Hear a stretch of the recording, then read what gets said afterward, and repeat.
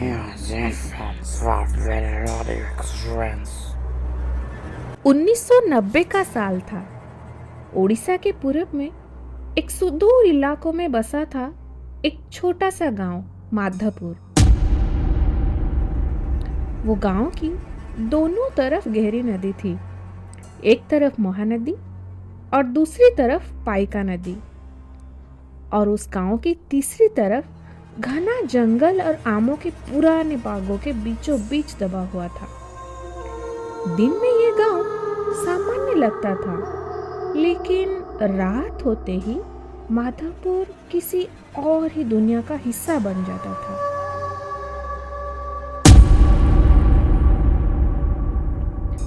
गांव के बूढ़े लोग कहते थे, सूरज ढलने के बाद माधवपुर में मत आना, और अगर आ ही गए तो पीछे मुड़कर कभी मत देखना। फौजी बीएसएफ जवान रवि माधवपुर में पैदा हुआ था, लेकिन अब वो बीएसएफ में जवान था। बहुत दूर कश्मीर में पोस्टेड था। उम्र लगभग 30 साल। वो दिखने में दुरुस्त, गंभीर और मानसिक स्तर पे बहुत साहसी था। 3 साल से उसने गांव नहीं देखा था। माँ की याद आई, घर की मिट्टी की खुशबू याद आ गई। गर्मियों की छुट्टियां मिली।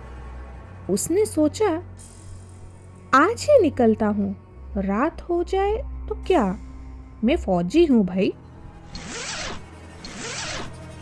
उसे ये पता नहीं था कि उस रात माधवपुर उसे पहचान लेगा। लगभग रात 11:40 की बस ने आखिरी स्टॉप पर उसे उतारा। चारों तरफ अंधेरा, ना कोई दुकान, ना कोई आदमी। बस का कंडक्टर उतरते समय उसे घूरता रहा बस। फिर धीमी आवाज में बोला, भैया रात को नदी पार मत करना। बस चली गई। इंजन की आवाज दूर होती गई और सन्नाटा पास आता गया। नदी तक पहुंचने में लगभग 15 मिनट लगे। नाव वहीं थी, लेकिन नाविक नहीं था। रस्सी खुली हुई थी, जैसे कोई अभी उतरा है। रवि नाव में बैठा। नदी बिल्कुल शांत थी, लेकिन जैसे ही नाव बीच में पहुंची, पानी के अंदर गोल गोल लहरें बनने लगी। फिर एक धीरे से आवाज आया, रवि। और रवि ने सांस रोक ली। आवाज नीचे से आ रही थी। फिर नाव से कुछ टकराया। एक बार, 2 बार। अचानक पानी से एक सड़ा हुआ हाथ निकला, जिसकी उंगलियां नाव के किनारे लिपट गई। चमड़ी सफेद, नाखून काले और हाथ बर्फ जैसे ठंडा। रवि चीख पड़ा, पूरी ताकत से नाव खेदी। पीछे से पानी में कुछ भारी गिरने की आवाज आई। जब वो किनारे पहुंचा तो उसका बदन पूरा कांप रहा था। नदी पार करते ही शुरू होता था माधवपुर का सबसे डरावना हिस्सा, शमशान।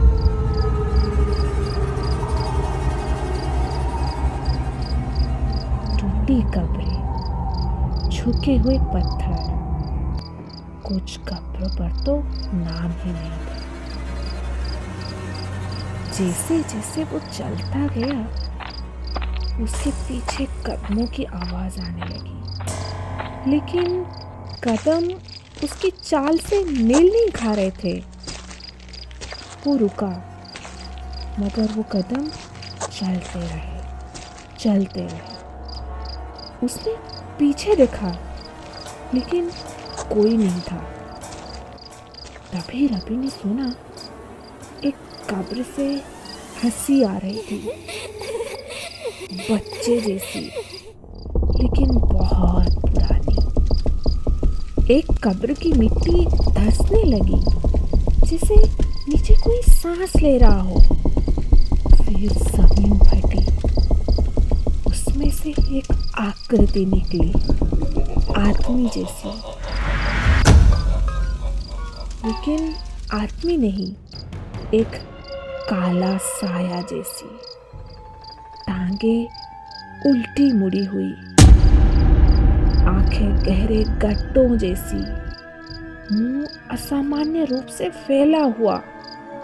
उसने कहा, तू वापस क्यों आया? चारों तरफ से आकृतियां निकलने लगी। किसी ने उसके पैरों को पकड़ लिया, किसी ने उसकी बैग खींचा, नाखून मांस से धंस गए।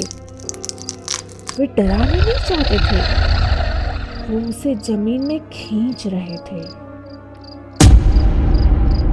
रवि ने हवा में गोली चलाई, आवाज चारों तरफ गूंज गई। सब चीख पड़े लेकिन भागे नहीं। रवि ने किसी तरह दौड़ा। शमशान के बाद आता था पुराना आमों का बाग। यहाँ हवा तक नहीं चल रही। जैसे ही वो अंदर गया, आम गिरने लगे, धड़म धड़म धड़म, जैसे पत्थर गिर रहे हो। फिर आवाज आई, बेटा मेरे पास आ जा बेटा। ये रवि का माँ की आवाज थी। रवि का दिल एकदम बैठ गया और रवि के कदम भी रुक गए। उसने देखा एक औरत पेड़ के नीचे खड़ी थी, पीठ रवि की तरफ, गीले बाल, और जब वो मुड़ी उसका चेहरा था ही नहीं, सिर्फ चमड़ी, मुंह ऊपर से नीचे तक फटी हुई। और फिर वो जोर से चीखी। रवि ने भागा, पीछे से कई आवाजें, रोने की, हंसने की और फिर गालियों की भी।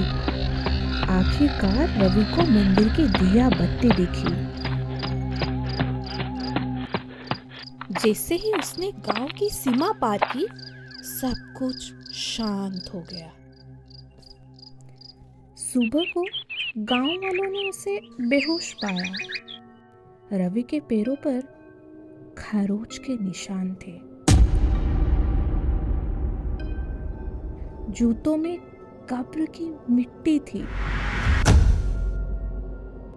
उसके बाद रवि ने माधवपुर कभी नहीं देखा।